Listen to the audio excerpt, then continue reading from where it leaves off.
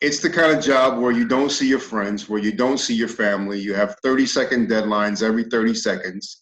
You know, you're working in environments where, at least back in my day, to where you would get yelled at. You know, alcohol abuse and drug abuse is heavy.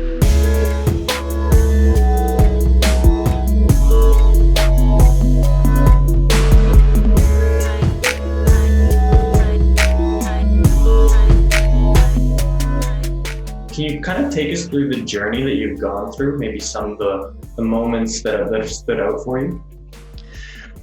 You know, I've been cooking now, just like I said, for about 30 years. And the journey has been, has been fantastic. You know, of course, there are the highs, the super highs and the super lows, and parts of it where it just is like this one line of numbness, where you don't feel any change whatsoever. But in retrospect, you look back on that, and every single moment that you're in the kitchen, you are moving forward and you are growing, even if you don't see it.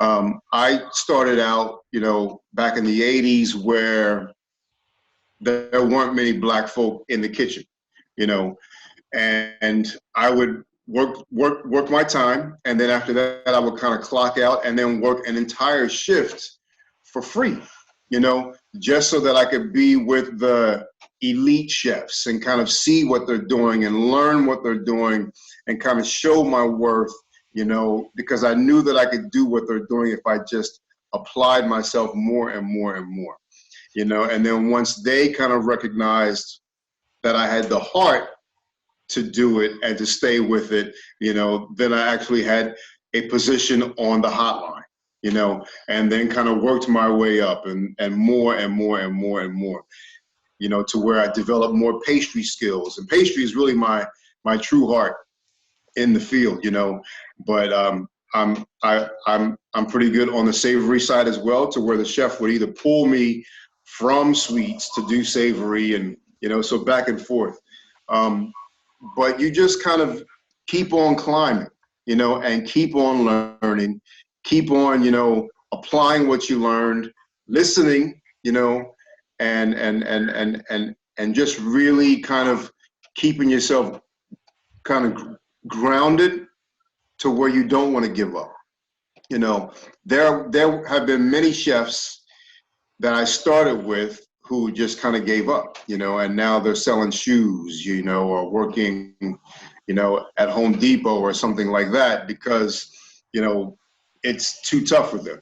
Now, it's the kind of job where you don't see your friends, where you don't see your family. You have 30-second deadlines every 30 seconds. You're working in environments where, at least back in my day, to where you would get yelled at.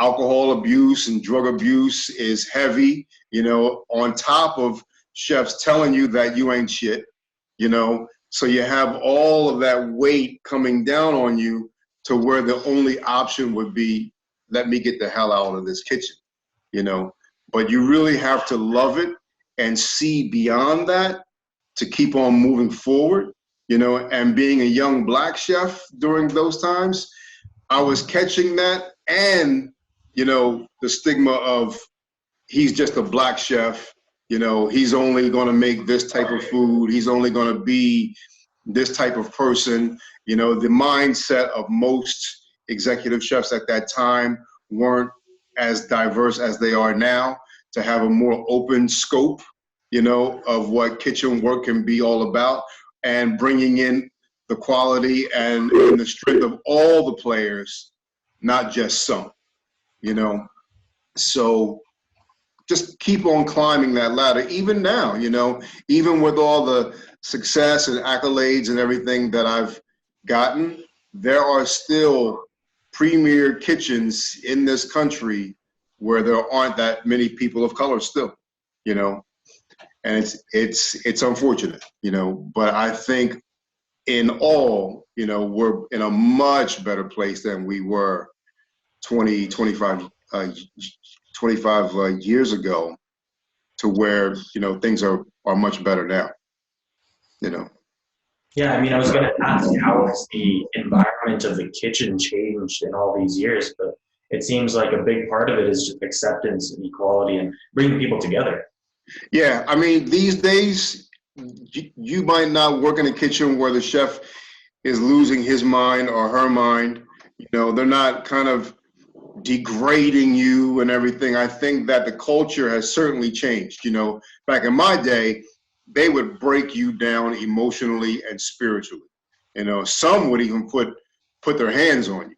You know, these days it's more about mentorship and nurturing. You know, and that is very, very good and very, very important. You know. Now, of course, that tough love aspect of teaching doesn't exactly work for everyone. Was it something that you think that worked for you, or were you more of, the mentorship side? I think, you know, in my 20s, it worked for me. I mean, but I come from a broken home, you know, to where I was still kind of getting that kind of tough love from my family, you know. So kind of getting that at work, it was tough, you know, and there were times when it did break me, but it kind of groomed me into the chef that I am now. And I think that it's in a metaphor, those attacks from the chef were like those hits that Rocky was getting from Creed. You know what I mean? Like it was hard enough and vicious enough to take him out, you know, but he stayed with it, you know, and that was me.